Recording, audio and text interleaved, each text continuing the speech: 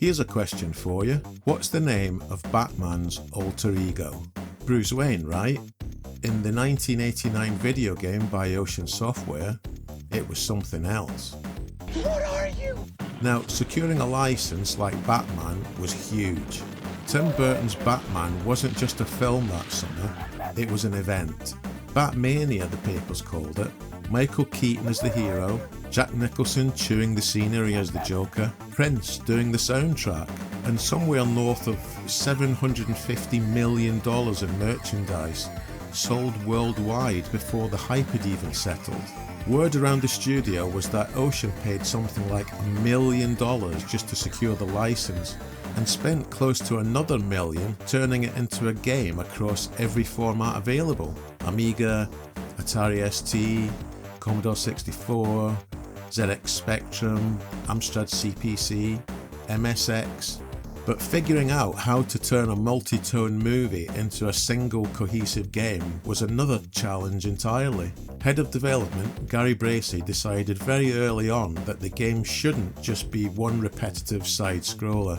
It needed to be split into distinct, specialised parts to capture the film's variety. He picked 5 key moments and built a genuinely different kind of game around each one. A platformer, a driving game, a logic puzzle, a flying game, then another platformer. That was very much the Ocean formula of the era, and some reviewers gave us grief for leaning on a familiar structure rather than trying something more original. But it had worked before, and on a license this size, nobody at Ocean was going to gamble the company's big release on reinventing the wheel. To pull this off, Gary looked at 2 of the most successful games Ocean had on its roster at the time.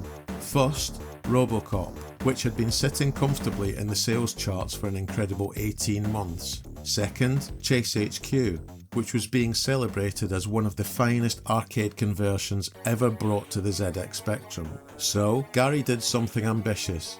He pulled together the core teams from both games into a single 16-bit supergroup. From the RoboCop team, you had programmer Mike Lamb and artist Dawn Drake.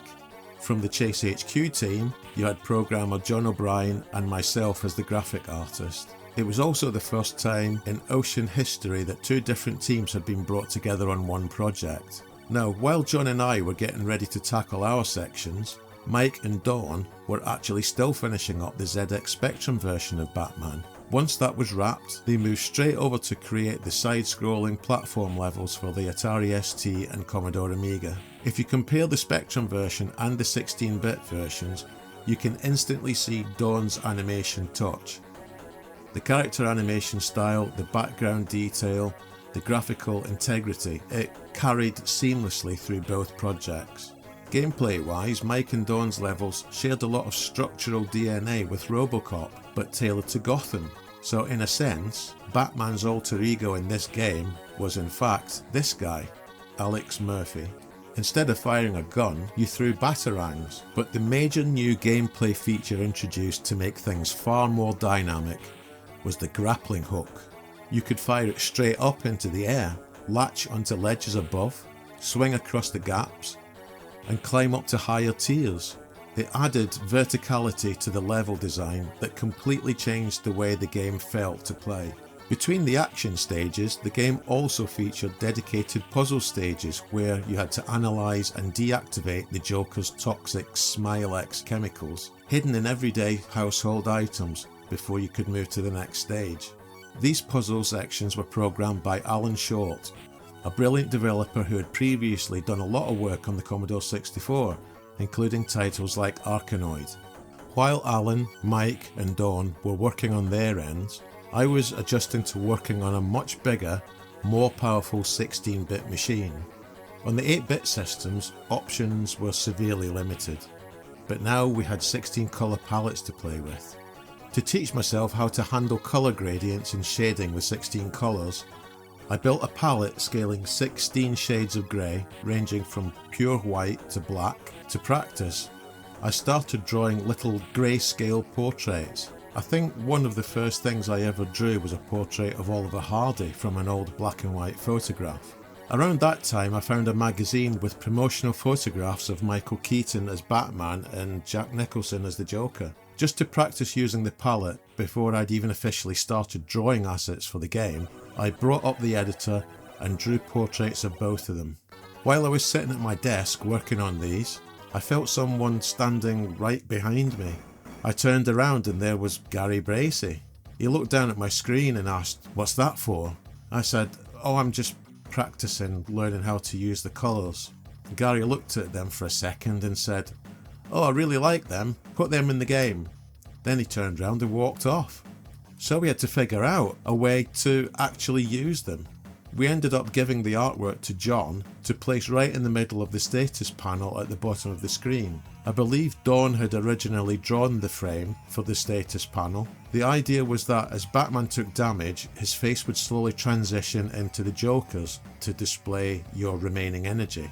Looking back, I've always had one big regret about those portraits. I should have drawn both Batman and the Joker facing in the exact same direction. Because they were turned slightly differently, the transition over the eyes and mouth didn't blend cleanly. It looked clunky. If I'd mirrored or redrawn them, the morphing effect across the face would have looked much better. Beyond the status panel, the sheer graphics handling of the Amiga allowed us to do things that were impossible on 8-bit machines. When we were working on the Spectrum or Amstrad, if we wanted tall buildings in the background, we had to construct them out of 3 different tiles: a bottom section, a top cap, and a single repeating middle block to trick the viewer into seeing height. On the Amiga, I didn't have to compress things into tiny repeating blocks. I could draw massive continuous building structures, adding actual depth and perspective so they looked like they were receding into the distance. Behind them, I added a multi-layered parallax scrolling skyline of Gotham City. Looking back at the skyline today, I'm still really happy with how it turned out. It holds up well. If I were doing it today, I'd probably add a few subtle faded city lights into the dark background instead of leaving it looking like a completely pure silhouette. But as an atmospheric backdrop, it worked. While I was focused on drawing the road objects, cars and roadside obstacles, artist John Palmer was working on the Batwing flying section and the main game intro screen. If you look closely at John's intro screen, where Batman stands in front of a wall of receding Batman logos, it's a huge giveaway that we had just started using Deluxe Paint on the Amiga. D-Paint had a feature where you could select a custom brush, apply a 3D perspective shift and stamp it across the canvas. Everyone at the time was using that exact feature, which kind of dates the look of the games from that era. D-Paint allowed us to do 2 things easily for the first time: scale and rotate graphics.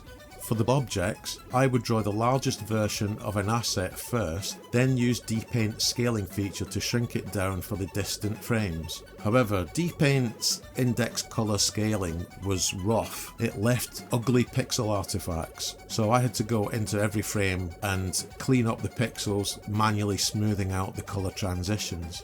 John Palmer used the rotation tool for the Batwing. He drew the view from directly behind the Batwing, then rotated the brush to generate the banking angles, but D-Paint couldn't simulate 3D pitch, so whenever the Batwing dipped up or down, John had to draw these extra tilting animation frames entirely by hand. Around this time in development, a French television crew came to visit Ocean Software to film a segment on game development. They were set up to interview Mike Lamb and Don Drake. However, the room they chose to film in wasn't Mike and Don's room at all.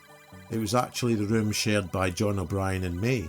To make it look authentic for cameras, they loaded up a copy of the game onto John's PC and had Mike sit there pretending to program code on John's setup. Then they sat Dawn down at my Atari ST, where she had to pretend to work on an end game image I had drawn. A portrait of Michael Keaton as Batman with text beside him reading that you'd defeated the Joker. If you watch the old TV footage carefully, look at Dawn's hand on my mouse mat. You'll see a little drawn character on the mat, a crazy little monster. Back in those days, everyone around the office called me Animal because of how hyper and frantic I could be around the office, like Animal from the Muppet Show.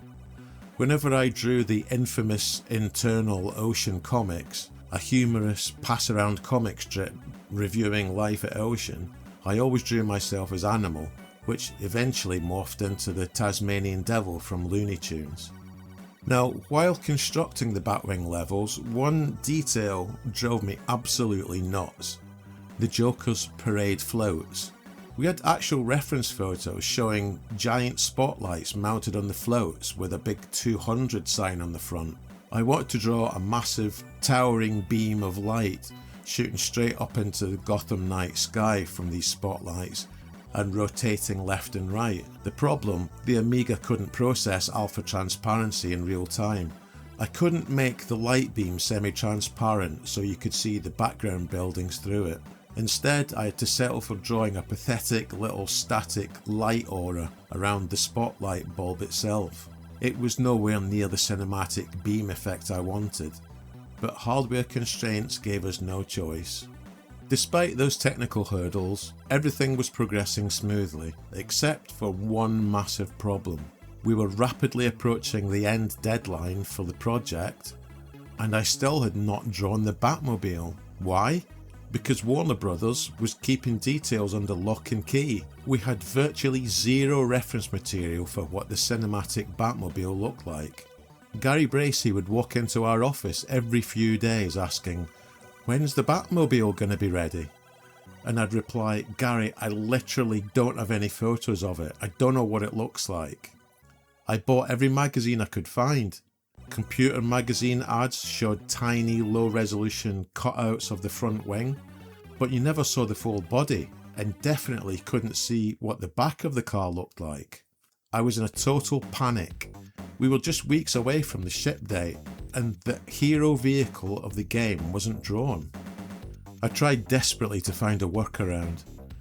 Paul Hughes had mentioned a program called Sculpt 3D on the Amiga. At home, programmer Alan Short and I had managed to get hold of a copy of 3D Studio for DOS on our home PCs. Alan was looking at it from the programmer's perspective to build a future 3D engine, while I was exploring how to build 3D assets. I thought maybe I could use Sculpt 3D on the Amiga to build a rough 3D chassis of the car and render out the angles. The pixel resolution in-game was low enough that I could probably get away with it, but when I booted up Sculpt 3D, the interface was completely impenetrable. Realising I couldn't learn complex 3D modelling software from scratch in a few days without a manual made the panic even worse. In Manchester, near the Corn Exchange at a place called Hanging Ditch, there was a small comic shop called Odyssey 7. We used to walk down there 2 or 3 times a week just to browse the art books and the imported US comics and the action figures. I decided to walk over to Hanging Ditch on the off chance they had an imported movie adaptation comic or an American film magazine with a photo inside. As I was walking up to Hanging Ditch, I remember thinking to myself, there's no chance. We've checked everywhere. Why would they have anything now? Now, to enter Odyssey 7, you had to walk down a set of narrow stairs from street level into the basement shop. I took a few steps down the stairs, looked to my right on the wooden door frame leading into the shop, and pinned right there on the wall was the brand new toy model of the 1989 Batmobile in a blister pack. I couldn't believe my eyes. Before anyone else could even look at it, I literally ripped it straight off the door frame and clutched it to my chest. I walked up to the counter, I paid for it, and then headed back to the Ocean offices. I tore open the blister pack at my desk, placed the toy directly in front of my Atari ST monitor, and began manually drawing the Batmobile sprite frame by frame, rotating the toy a few degrees by hand for every single angle, and then flipping the art for the opposite side. Because it was done in such a rush, I had to strip out details I wanted to include, like the rear cooling vents and the side panels, and the colour shading was very primitive. I rushed it through just to hit the deadline. Surprisingly, nobody at Ocean or Warner Brothers critiqued it or asked for revisions. It got signed off on the first try, and the Batmobile section was officially complete. Lead composer Jonathan Dunn faced a unique challenge. crafting a soundtrack dark and cinematic enough to match the film, while driving a multi-genre game that leapt from side-scrolling platformer to high-speed Batmobile chaser. With Ocean's newly hired Matthew Cannon taking on the Commodore 64 version under Dunn's mentorship, Dunn focuses attention on the 16-bit heavyweights, most notably the Amiga. Taking full advantage of the Amiga's 4-channel sound chip, Dunn crafted a score that became an instant classic. From the moment the game loaded, players were greeted by iconic digitised voice samples pulled straight from the cinema, setting an unusually immersive tone for 1989. Rather than settling for simple, upbeat arcade loops, Dunn composed brooding synth tracks with heavy bass lines and dramatic tempo shifts that adapted seamlessly to the urgency of each stage. Whether you were navigating the chemical plant or scaling the final climb up the Gotham Cathedral. Behind the scenes, Dunn wasn't just writing melodies, he was heavily involved in the technical side of the audio's pipeline. Working alongside Ocean's programming team, he helped refine custom audio engines that could stream rich, punchy 4-channel audio without soaking up precious CPU cycles needed for the game's smooth scrolling. The result was a masterclass in 16-bit sound design. When the game was bundled into the legendary Amiga 500 Batman pack, Dunn's soundtrack was introduced to hundreds of thousands of gamers, cementing it as one of the defining game scores of the 16-bit era. Right as we were reaching the end of the project, Gary Bracey walked into our office. I think we were hanging out in Paul Hughes' room talking about movies or something, and Gary was practically beaming with excitement. He announced that he'd just signed a massive hardware deal. Batman the movie was going to be the official title bundled with the new Commodore Amiga 500 computer hardware package. It was down to David Pleasance at Commodore UK.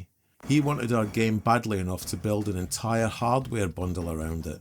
He first asked Ocean for exclusive rights to the game for 2 months. Ocean said no. So he came back with an offer of a royalty on every pack sold, and placed an order for 10,000 units straight off the bat. That became the Bat Pack. Our game bundled with the New Zealand Story, FA-18 Interceptor and Deluxe Paint 2, all with the brand new Amiga 500 for £399. Now this pack was never officially released in the United States. While American gamers couldn't buy the Batman pack at retail, the standalone Amiga 500 originally launched in the US in 1987 for $699 without a monitor. By the time the Batman pack debuted in the UK in the end of 1989, the standard US retail price for a base Amiga 500 had dropped closer to $550 to $600. It sold nearly 200,000 units in the following 12 months, making it at the time the most successful Amiga bundle Commodore ever put out in the UK. Not copies of the game on its own, entire Amiga computers sold because our game was sitting in the box between October 1989 and September 1990. Just think about that for a second. A game built by a handful of us at desks in Manchester ended up being one of the reasons an entire generation of British kids grew up with an Amiga rather than anything else. Some of the people who went on to make games themselves or work in visual effects or animation will tell you their very first computer came in a box with the bat symbol on the front. That's not a small thing to have your name quietly attached to. In fact, one of my old bosses said the Batman pack with the Amiga was the first game he ever bought. The game was finally released and the reviews started landing. Zap64 gave the Commodore 64 version 96%. Crash and Computer and Video Games both gave the Spectrum version 92%. On the Amiga side it was even more overwhelming. Zap gave the Amiga version a gold medal, 97%, calling it a true Amiga classic. Across the board, reviewers singled out the same 3 things. The sheer variety of 5 different game types in one box, how detailed and fast the Batmobile and Batwing sequences were compared to anything else on the format at the time, And just how much visible care had gone into small touches. The animation of Batman swinging on the rope, the sampled sound effects, the different music track for every single level. The awards followed too. Excuse me. Can you tell me what's going to be the Christmas #1 this year instead of computer games? Computer games? Computer games, yes. Have you got a computer? Yeah. What do you think #1's gonna be then? Jason. No, Batman. Jason. No, Batman. No, it's Batman. Jason. No, Batman. Oh, Batman without a doubt. I mean, it's broken all records in the cinemas, and I think the game will do the same. I don't know. Oh, fair enough. Thank you very much. Batman, yes. Well, what do I win? very good. Nothing. Go away, please. Batman the movie. The Untouchables. Brilliant, thank you. Looking back at it today, despite the missing Batmobile vents, the rushed shading and the distorted morphing faces and the spotlight limitations, I'm incredibly proud of what our small team managed to pull off under that kind of pressure. You must be thinking, you probably didn't work in a game as big as that ever again. Well, you'd be completely wrong.